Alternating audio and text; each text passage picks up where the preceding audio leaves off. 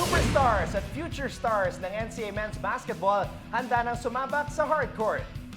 Beach volleyball sa bansa, paano nga ba muling pasisiglahin? Pag-uusapan natin sa chatbox. At dalawa pang courtside reporters para sa NCAA Season 98, makikilala na. Good morning mga kapuso, I'm Martin Javier. And I'm Anton Rojas. Ako naman po, Coach Hammer Martin Antonio. Keep it here because we are all set to give you the lowdown on anything and everything about sports. This is Game On!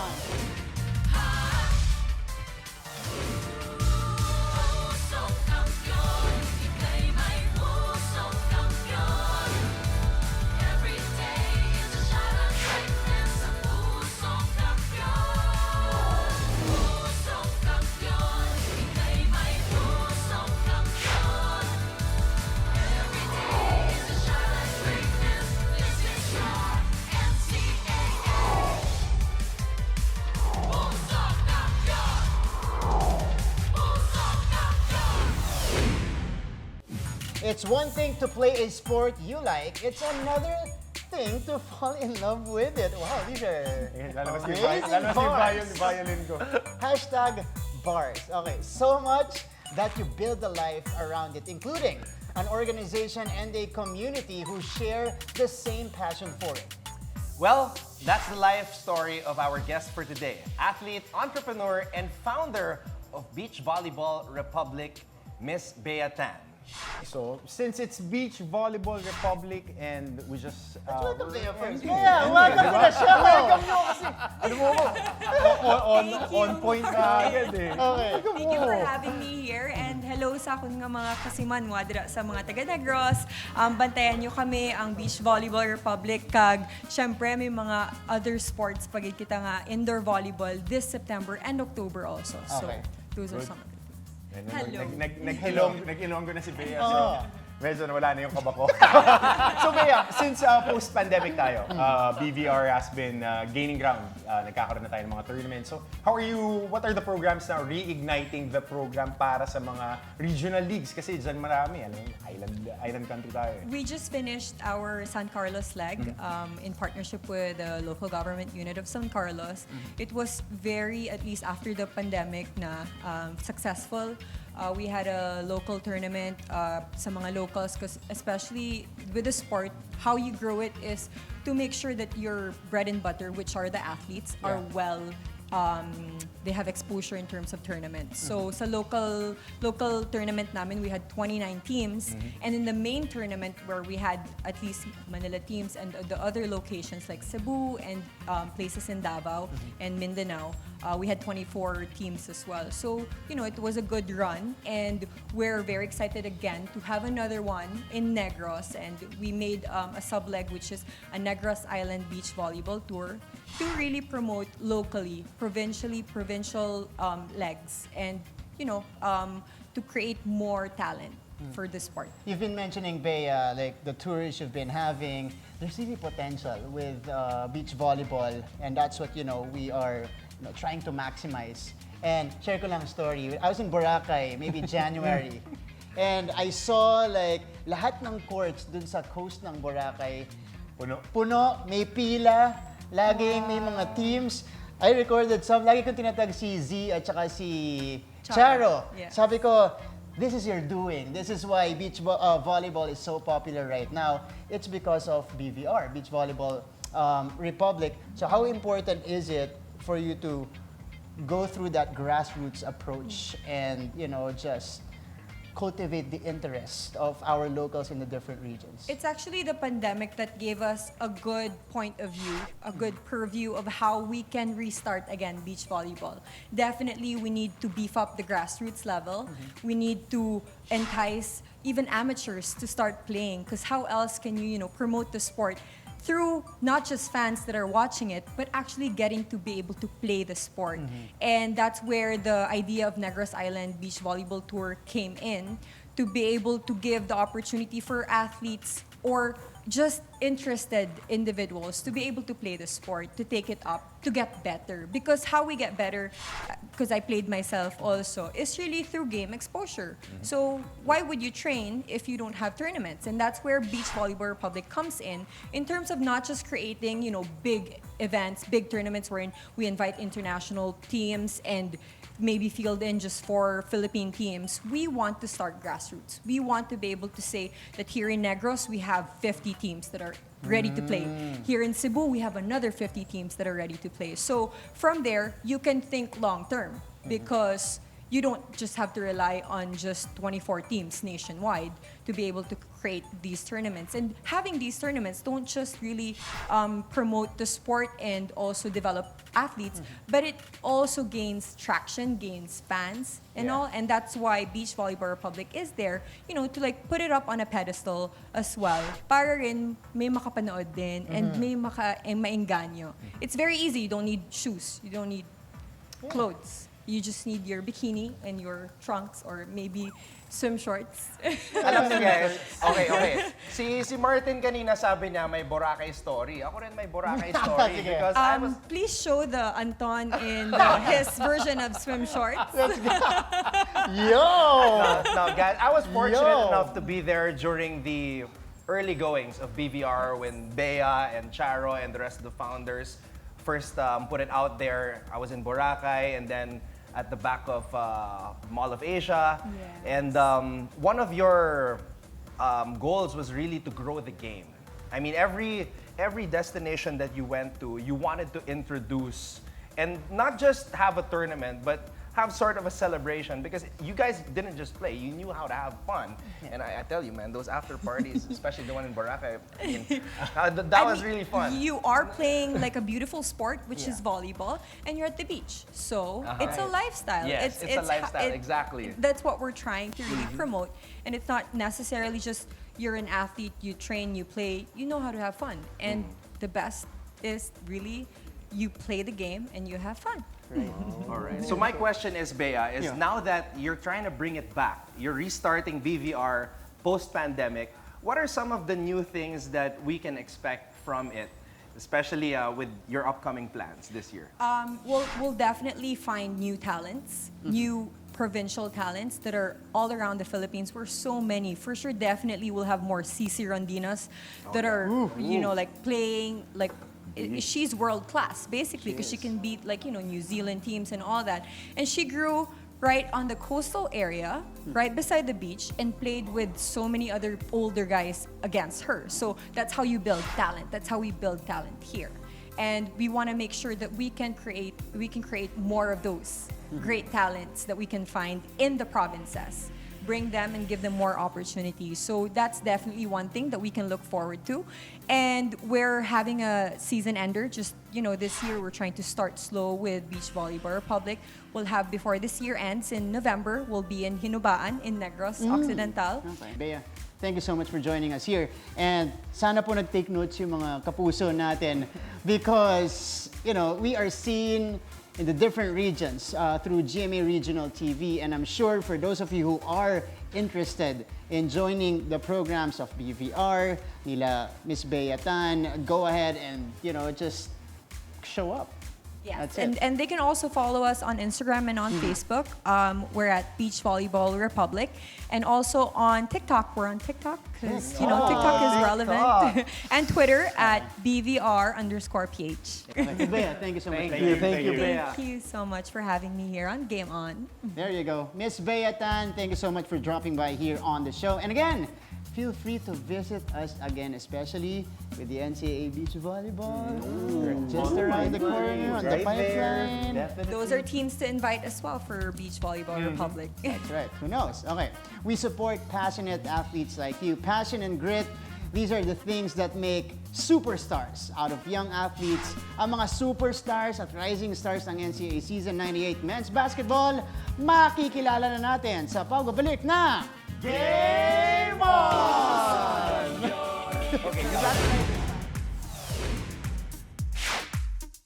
Hello, welcome to 24 Seconds with me, Kai. Kung hindi ako Arellano Chief, ang next school ko is San Beda. Ang hidden talent ko ay sumayaw.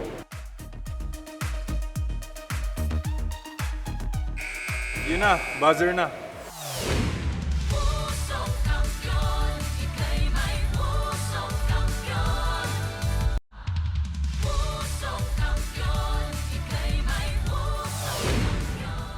Before they were stars, they were struggling rookies. Alamin natin ang kwento at ginagawang paghahanda ng ating NCAA athletes para sa paparating na basketball season.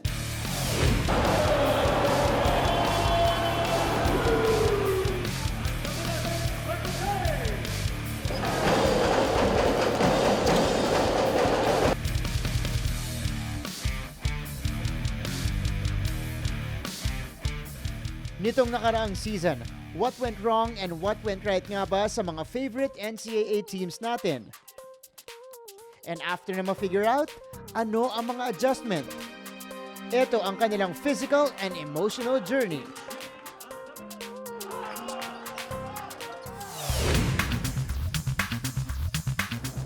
First of all, congrats sa Letran Knights and their supporters!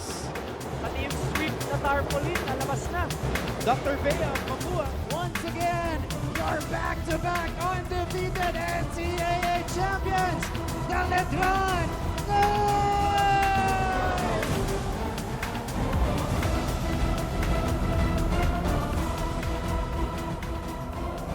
Siyempre masaya na kuha ulit namin yung champion, nabalik namin sa Letran yung trophy. And what a season! Pero sa mga medyo kinulang para maabot ang title, go hard pa rin. Babangong muli for these young men. Kinulang kami sa, of course, sa experience. Kasi that time, defending champion yung Letran. Pero yun nga, may natutunan kami doon. And lahat ng mga lesson doon, in-improve namin sa Summer League, sa training. And yun, sana lahat ng pinagandaan namin magbunga ng maayos, magresulta ng maayos. Me, of course, I was shocked because, we lost against Mapua. Sept never loses in the semifinals going to the finals. And we haven't been in the finals since 2019, so everyone was just surprised about that and a little disappointed, so yeah. In the NCAA Finals! No, we all got together and we were like, this is what happens, it is what it is, we just gotta bounce back, come stronger together, and just move forward, continue getting better and just move forward from our mistakes. Kung last season ang ibang teams ay nabitin ang preparasyon, ngayon mas maganda na ang potensyal. Siguro kukunin muna namin yung Final Four, then pagtatrabuhan namin hanggang finals. Unti-unti namin. After practice, siyempre nag-extra ako talaga. Sa gabi, shooting, sa umaga shooting. Tapos natulog ako umaga, yung hindi ko talaga pinapabayaan yung health ko. Season 97 talagang yung conditioning namin, no? Galing pandemic, tapos biglang pinabalik. And then, may preparation kami nun, 2 months, and then bitin, no? And adjustment nila, coach. After nung season 97, talagang 2 weeks break lang, pinabalik kami agad dahil may aim kaming abutin ngayong season dahil kami yung host.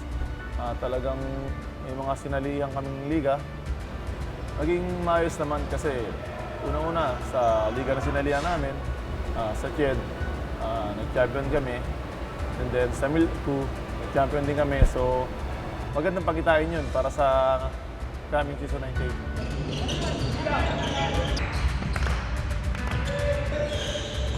Talaga namang magandang pangitain para sa lahat ng teams and supporters ang pagpasok ng Season 98.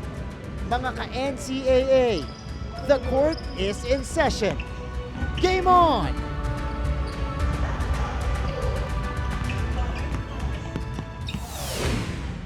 That was just our first set of superstars and rising stars. More to come when we come back here on Game On!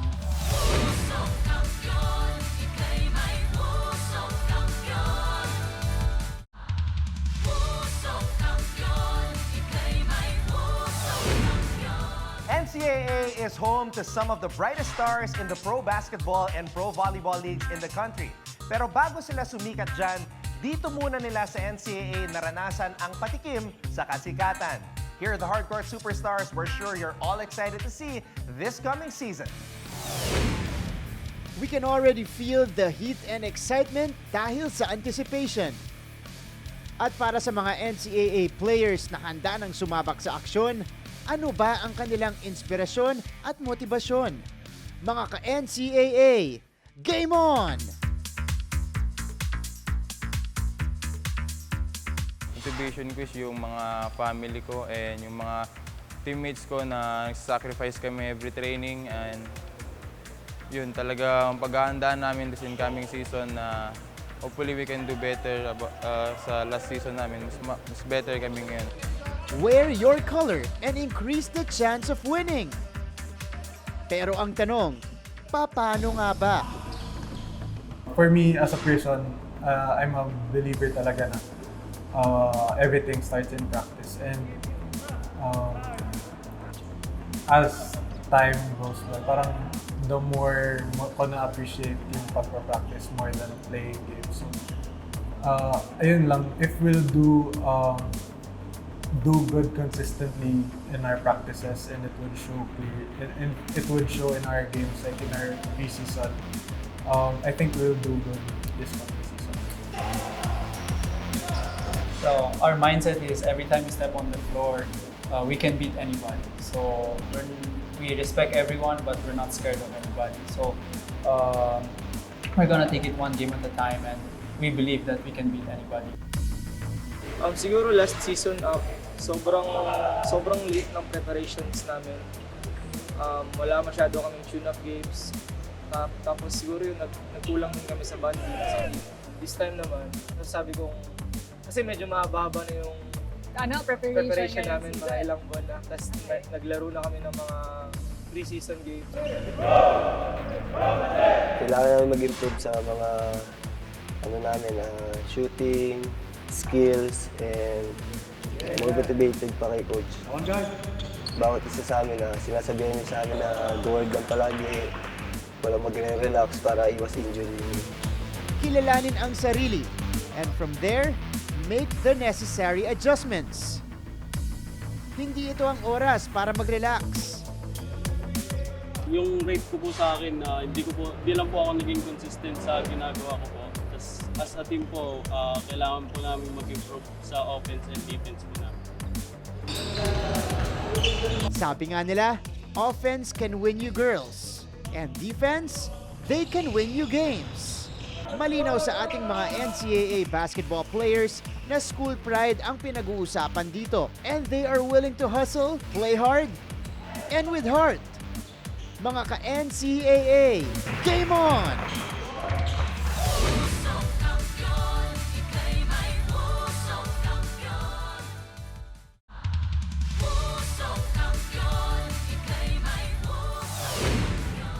As promised today, you'll meet two more courtside reporters that will be joining our broadcast team for NCAA Season 98. Bago naming teammates on the broadcast, here are Christine San Agustin and Miguel Venegas. So guys, kindly introduce yourselves sa ating mga kapuso. Hi mga kapuso, I'm Christine San Agustin at ako ang Brainy Chick reporter ng Laguna. Hello everyone, I am Miguel Venegas, but you can call me Migs, ang techie and creative ng Tondo, Manila. Oh wow, so isang techie and creative, isang brainy reporter. So, pasok na pasok sa generation nyo, lalong-lalo na sa mga players ngayon. So, being the brainy chick, ano ang nilook forward mo din sa paparating na NCAA Season 98? Dahil ito ang unang salang mo sa sports coverage. Yes, as a rookie in courtside reporting, but and a writer for so many years now, ang nilook forward ko po talaga is to write stories, especially the behind-the-scenes stories of our athletes, and report them and tell their stories to the fans. Kumbaga, ipapakita mo kung ano yung nangyayari Yes. bago maglaro at umapak sa basketball court. So Migs, ikaw naman, being on the techie side, so I bet TikTok, Instagram, Twitter, you are all over it. So are you looking forward to doing some content with some of course, these guys? Definitely. I'm really looking forward. Siyempre, of course, makakapag-cover ako ng mga TikTok videos ng mga players. And of course, huwag mo na ako isama doon sa mga TikTok isasama videos. kita dyan, syempre. But of course, I'm really also looking forward to tell the stories of the players off the court na for sure na yun din yung hinahanap ng mga fans today. Now, speaking of mga hinahanap ng fans, sinabi niyo nga behind the scenes, what are you most looking forward to regarding our student athletes? I mean, communicating with them and doing stuff. Ano yung mga nakikita niyo magiging opportunities for both of you? Tayo kasi sanay tayong makita sila playing on the court lang Pero I'm really looking forward to get to know them personally, as in hindi lang as athletes but you know, humanize them in some way and makilala lang sila ng mga fans na there's so much more behind what they're doing on the court. For me naman, during the pandemic, of course, nagbago lahat ng trainings, di ba? Yung mga schedules nila when it comes to training. So, I do really wanna see kung paano yung trainings din nila ngayon. Of course, the adjustments and everything. So, ayun. So yeah, talking about training, talking about things that you want to see and humanize these athletes. Nagka-pandemic, pero ngayon may preparation time, longer tournament time. So for you two, good luck and looking forward to working with you. And you would definitely enjoy the ride. So mga kapuso, ito tayo, papaling tayo ulit sa ating mga manlalaro. Here's another promising cager, a future Philippine basketball superstar na dapat yung tutukan dito sa NCAA Season 98. Let's watch this.